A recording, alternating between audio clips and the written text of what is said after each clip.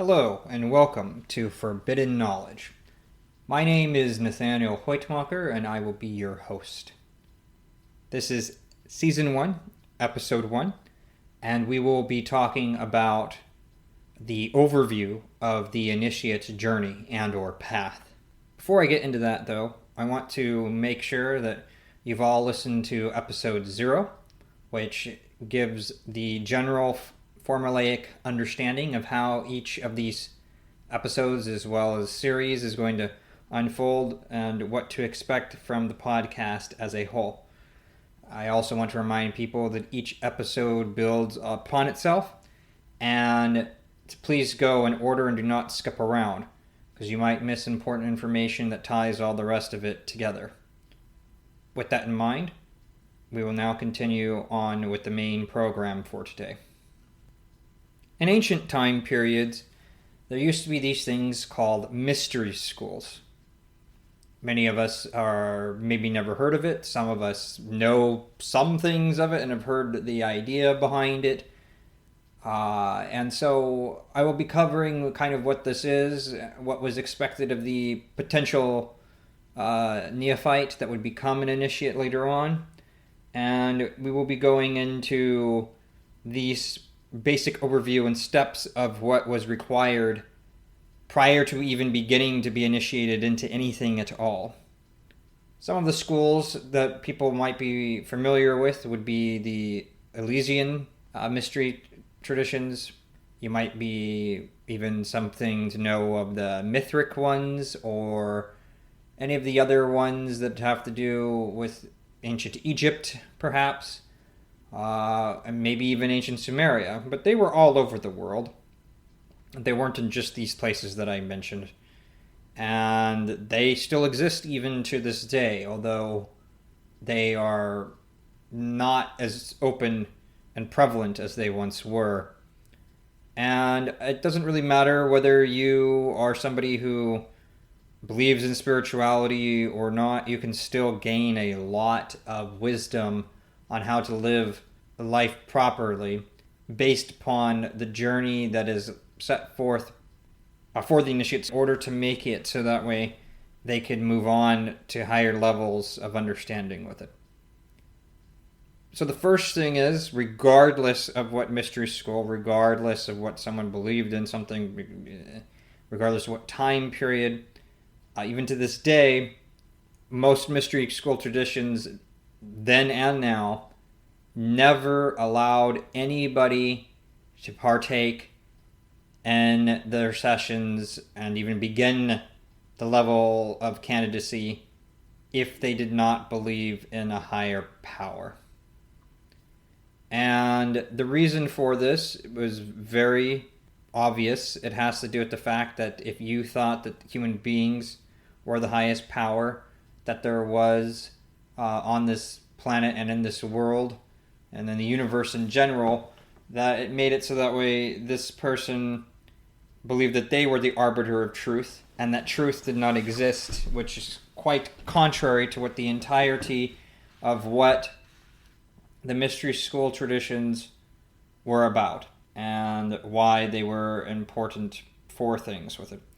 And even to this day, anybody who thinks that there isn't some form of a higher power, you don't have to call it God if you don't want to, that they're quite frankly delusional. If you think you're the sole arbiter of truth, then then say that I'm a billionaire and suddenly you're a billionaire according to you, right? Or that you can go and change the laws of physics. Good luck with that. Good luck with that. You think you can walk off that cliff without without having any harm come to you and befall upon you because you're the sole arbiter of truth and whatnot. You're delusional. That was the first step, no matter what, in every mystery school and every tradition that had to be dealt with, is that you had to go and know or believe in a higher power.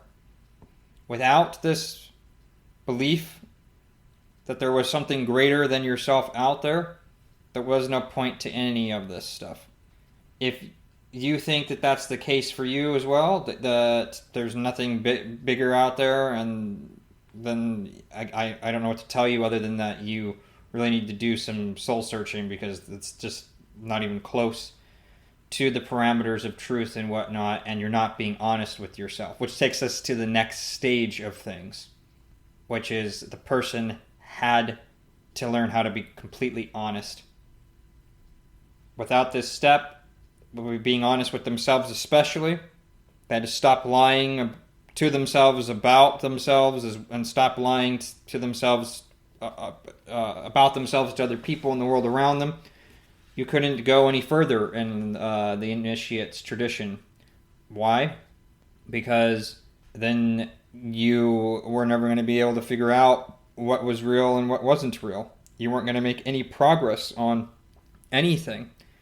If you are unable to determine what you actually want out of life, if you're unable to figure out what the truth of your own existence is and why things are the way that they are within you, and be honest that, yeah, I'm actually angry at this person because of whatever it is that you're angry about, or that you feel sad because of this and whatnot, then, there would be a huge problem, a huge disconnect between yourself and the world around you. And this was not something that would be good for anybody whatsoever, in any way, shape, or form. And of course, there's also the moral aspect, that if you're lying to yourself, you're going to completely stray from the path that needs to be done in order to find out what the truth of things are, and to actually make it so that way you can gain wisdom, insight, and potentially true freedom that comes along with all these things. And so this is something else that was very important to people, is that the initiate schools, the mystery schools, that you needed to make it so that way you were honest with yourself and honest with the world around you, because any form of deception to yourself makes it so that way you can't actually progress correctly, and then you also hinder the progress of other people by lying to them. And so this was about morality and cleansing oneself. These are the basics. We will go into much further detail about all these things and why they were important. Each one will probably have its own episode and whatnot. I'm just kind of giving the basic outline and overview of everything here. And so the next stage was to stop dreaming. Now, this does not mean that you can't have aspirations about life, all right? Because that's what it's come to mean now. But in the ancient time periods, dreaming had to do with you imagining a world that was very different from the way that it actually was, like a dream, to where it wasn't actually a real thing. And so if the model of reality that you have in your head is very different from the model of reality that is actuality, then you're going to make it so that way you're going to have a very hard time sifting through truth and learning how to do anything with that in any way, shape, or form. And the other major part of this is that we call it in psychology today cognitive dissonance. This is where you say one thing but do another, or that you have a belief system that has contradictions within itself and you haven't sorted those out. Well, it's part of the first step of trying to figure out what the truth is, what the higher power is, what is going on, which, just as a reminder, as I covered in episode 0, that truth is not this mystical, magical mumbo-jumbo like seeing through the eyes of God or something like that. Truth here simply means that which is, aka the facts of the situation that you are dealing with. The facts are that I am talking into my microphone, and you can go and hear that because I've recorded this episode and have posted it up online, and now you're listening to it. Those are facts. That is the truth of the situation. That's all that it has to be for that. It doesn't have to be anything other than that. It doesn't have to be some mystical, magical concept. If I let go of my pen that I'm holding here and let it fall, it will do so every time That's just the way that it is. It's a fact of nature and life for what's going on. That's all truth is. It's not something that's anything other than that. So, you have to be seeking for a higher power, aka the truth of reality and what's going on with it, and you have to align your perceptions to that truth. And the way that you do this is that you make it so that way you are honest with yourself first and foremost, and with others about what's going on, so that way you can form proper relationships that come from this. Secondly, the next step is that you have to make it so that way you stop holding contradictory views between what the world around you is and what it isn't, and contradictory views about what you think the world is and isn't. Now that might sound like I said the same thing there, but I didn't. So one is having to do with the external world, and the other one's having to do with the internal world. If you think the sky's green when it's actually blue, then you have a type of misunderstanding that's going on there that's not correct, and your perception is not aligned with reality for whatever reason. And the other one is when you have internal conflict with a worldview to where you're holding two ideas that are simultaneously opposed to one another. A perfect example of this is where you think that it's okay to go and make it so that way you steal something from another person, but then you wouldn't want to be stolen from.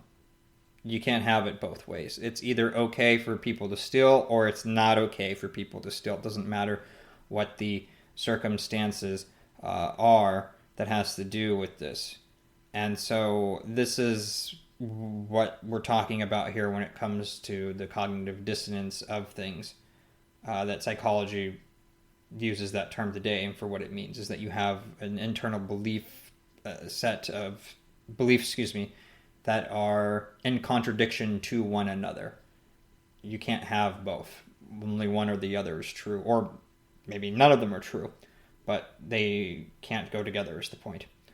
So, after you have made it so that way you've learned how to be honest with yourself and that you've begun the process of detangling things from your internal makeup and belief system and checking it against reality to make sure that it's in alignment with it, the next stage is we move on to how to think. All right? And this was done as a way to help you with the other two stages of the process as well. It was to make it so that way you would learn how to make it so that way you could do all the various different aspects of being honest with yourself as well as about what's going on with the world around you. This was a very important step and should not be taken lightly for things with it. And in the ancient time periods, there was something called the trivium and something called the quadrivium. And so the trivium was the most important aspect of this, and because it helped with everything and actually is the precursor to the modern day scientific method. And the quadrivium was a way of quantifying what you found inside of the trivium.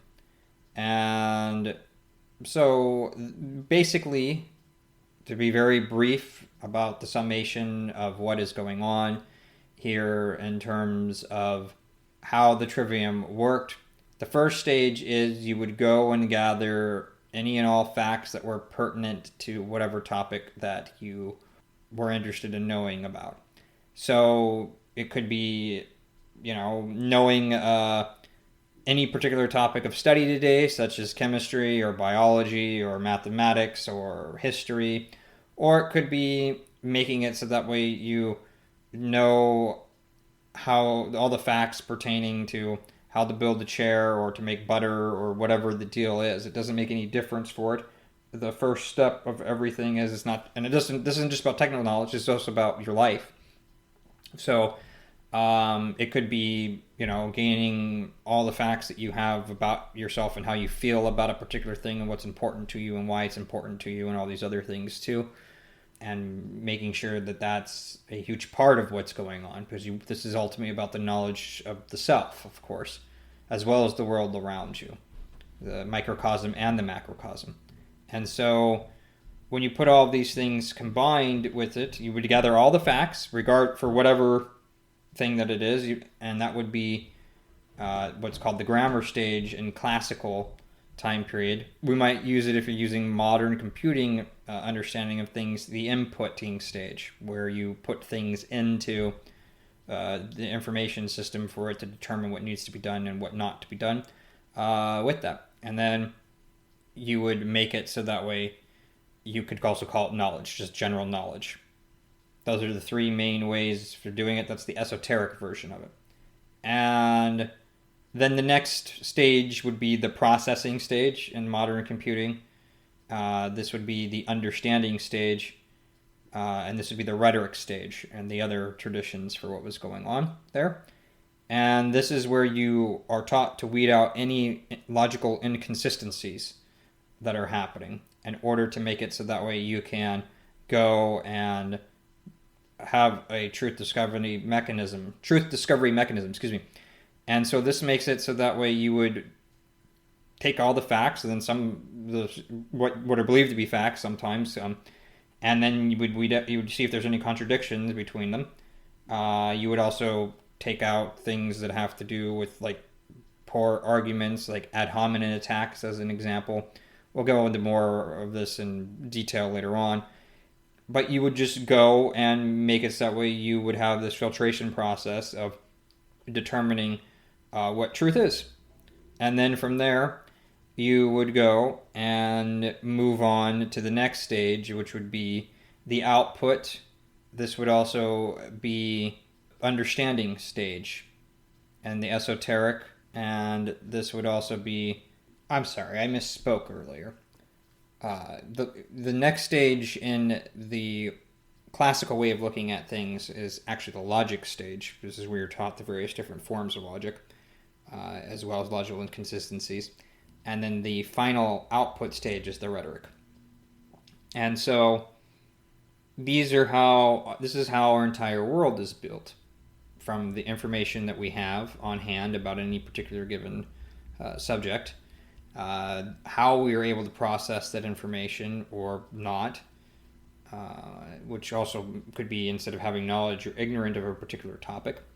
And then whatever it is that you know, plus whatever it is that you've been able to process things with, and for your understanding of the subject, makes it so that way you get the output. You times this by all the people that there are on the planet, which are currently sitting at around 8 billion people, and you get our collective reality.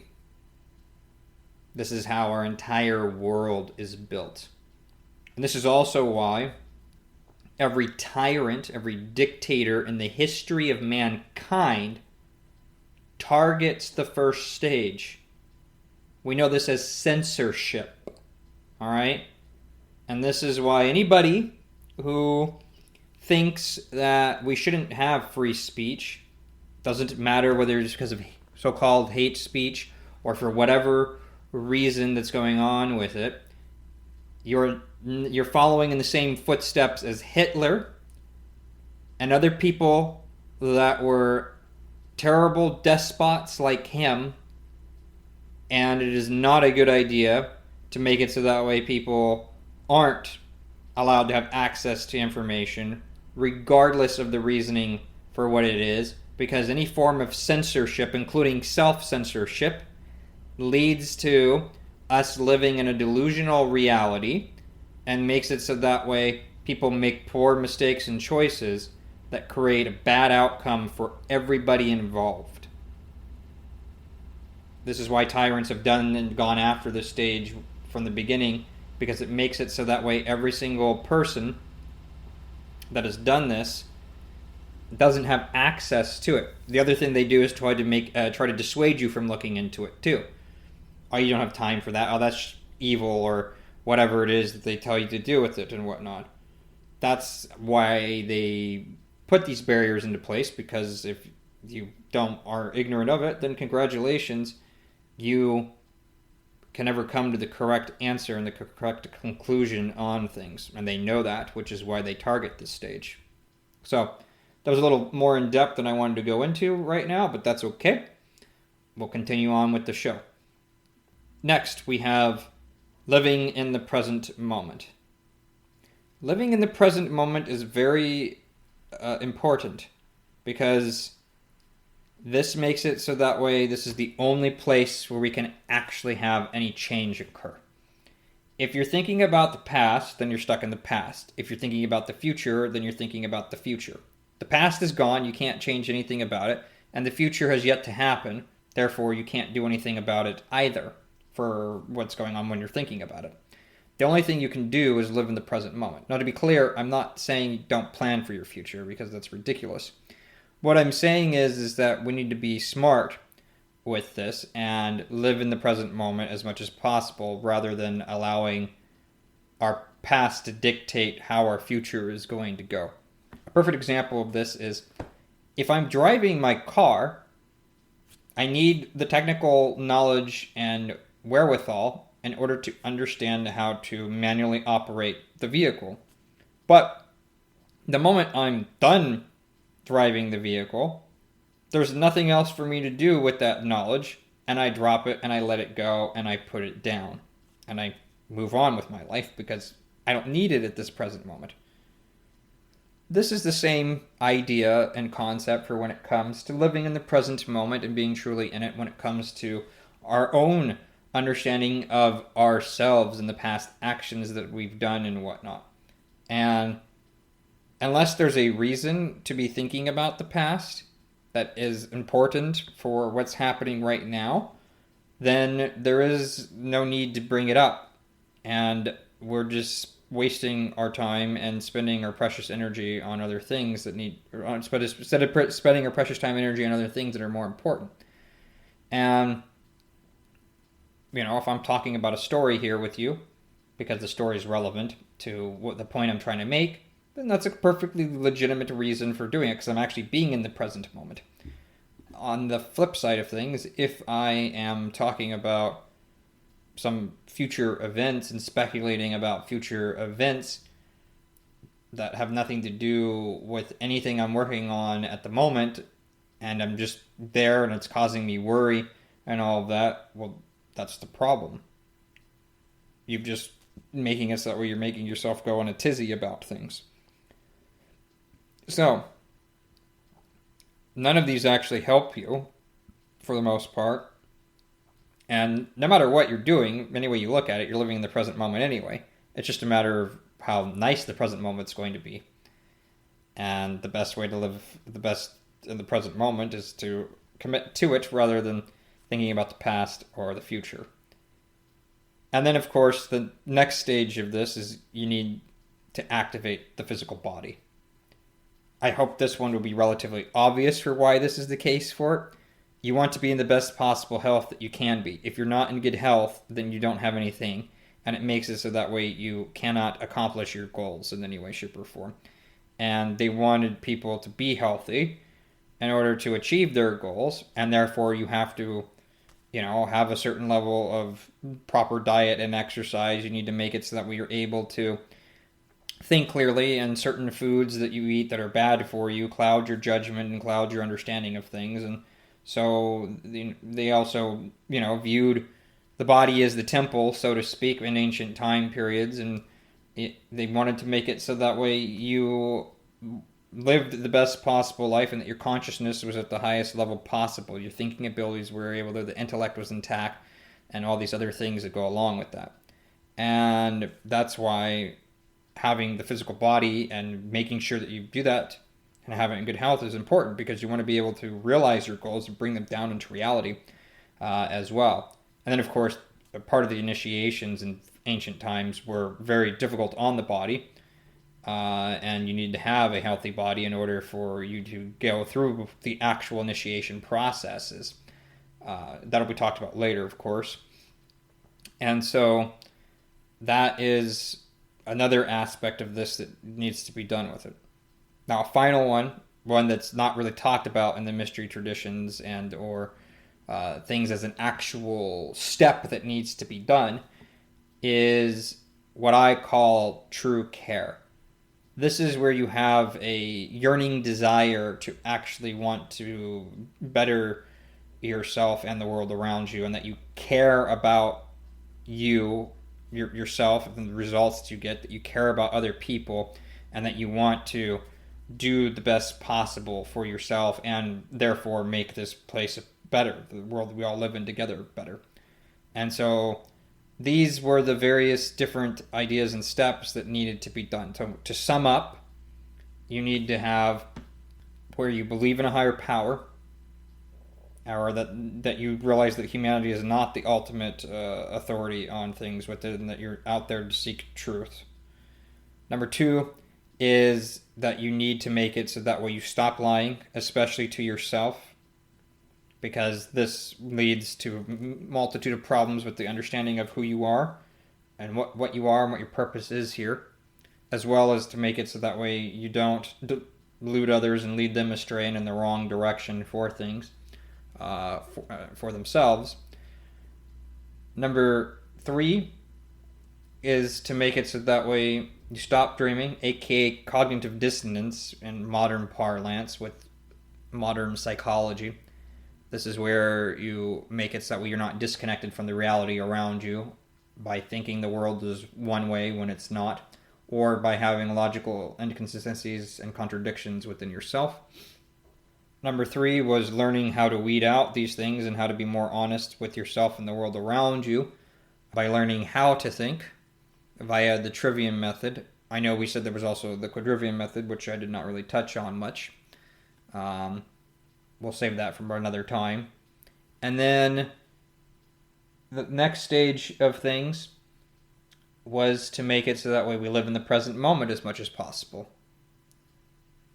And then the next stage after that is to make it so that way you have your body activated, that it's good and healthy, and that you're strong of will and mind and everything that's attached to the body that goes along with these things, because if you don't have your health, then you can't really do much of anything anyway, and you need to recover first before you can move on to the next stage of things. And then the next part that I brought up was true care, as I called it. This is where you have to be earnestly seeking out whatever it is that you're seeking out here and why you're taking this journey to begin with. And you need to care and have compassion for other people around you and for yourself as well, because you're going to make mistakes. That's just the way things are in life. And you need to learn how to not beat others up for their mistakes too much, as well as to not beat yourself up too much over it as well. And so this was the introduction to the initiate's path and journey and the topics that are going to be going into on it. And I will be spending episodes on each one, going really in depth on stuff, why it's important, how come we need it, and that kind of stuff, going into various different aspects of things with it. But this would not be truly fair to you if I didn't at least give you some idea of, the initiation stuff in and of itself. And so there was an event that happened that was called the Living Resurrection, and people had to go through various different levels of initiatory process in order to make it so that way they could go through this particular life, death, and rebirth ritual. And it was done with various different aspects in mind. There was stuff that had to do with various different stars and planetary bodies. This includes Polaris, Orion's belt. You have the dog star Sirius. You have Venus that were associated with some of these things. All of that was part of the traditions that were going on with it. You had various different symbolic understanding of things that you had to know before going through the ritual, which we will talk about probably in a different season, as well as the initiation process itself. We'll go way in depth in that in another season. This season's actually just focused on the initial preparatory stuff that needs to be done beforehand and how to go and do that. There was a lot of things that had to do with various different cultures all over the world have this. I mean, it's literally everywhere that had this particular tradition, and they did it at various different times of the year, each one having a particular meaning and purpose to it, and each one having different purposes for why, and things of this particular nature that were being done. There was lots of cultures that, had these types of rituals with it. You see this in the Siberian aspects of Russia. You saw this in Old Norse traditions. You saw this and still see this today in certain aspects of Shinto. There's aspects of Chinese culture that still do this today and have done it for thousands upon thousands of years. You get this in the Vedic culture. In India, you had it in ancient Egypt and ancient Sumeria, as I mentioned before, ancient Greece. You had it with the various different Celtic traditions, with the Druids. You have this with the Maya, the Aztec, the Inca, the Olmec, and various other Native American traditions that still do this to this day, in some capacity or another. You have to where this is done by Gnostics traditions and whatnot. You can see this in modern day Iraq with certain groups that are still of the Gnostic persuasion.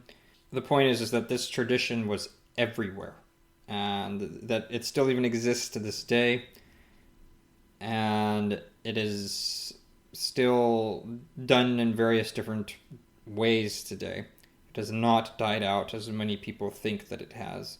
It's on the wane instead of making it so that way it's growing, but it still exists. And even if you don't want to go through the initiation in and of itself, even if you don't necessarily believe in spirituality, like I said before, if you just want to do this from a psychological perspective and elevate yourself for personal development purposes and whatnot, nothing that's done here, that's talked about, that I just brought up, is in any way, shape, or form going to be bad for that if you just want to be very scientific about this, if you will, and very left brain thinking. Being honest with yourself helps a lot in terms of making it so that way you can regulate your emotions, making it so that way you can go and do better things for yourself, and making it so that way you can take steps to do better for what's going on with that. It's the same thing with your relationships around you. If your relationships are built upon dishonesty, things aren't going to work out. The truth always comes out in the long run for what's going on, and it makes it so that way you're going to be living a lie, and so will whoever you are in those relationships around you, and it will only be causing more problems. So you have that.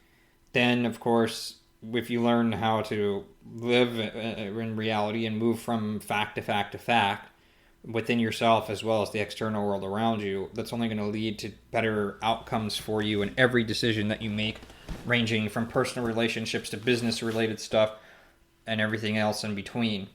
So again, nothing wrong there, even if you just want to do this on the purely the psychological level and scientific level rather than having any spiritual component to it whatsoever. And then the other stage of this is learning how to think instead of what to think.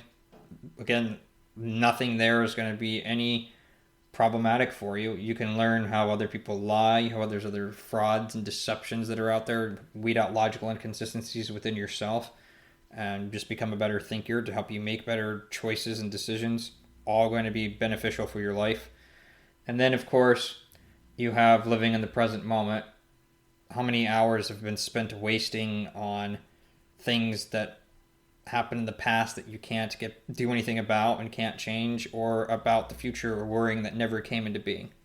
So by living in the present moment and knowing when to, pull from other things when necessary and whatnot that are from your past in order to help do stuff, or to think about the future when, planning certain things that are going to come up and whatnot.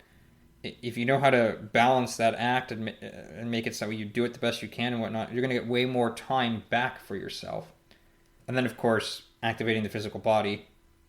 Again, this is about health, which is purely what it is. If you want to replace that with being healthy instead, and being strong of body and whatnot, and being at a good physical condition, fine.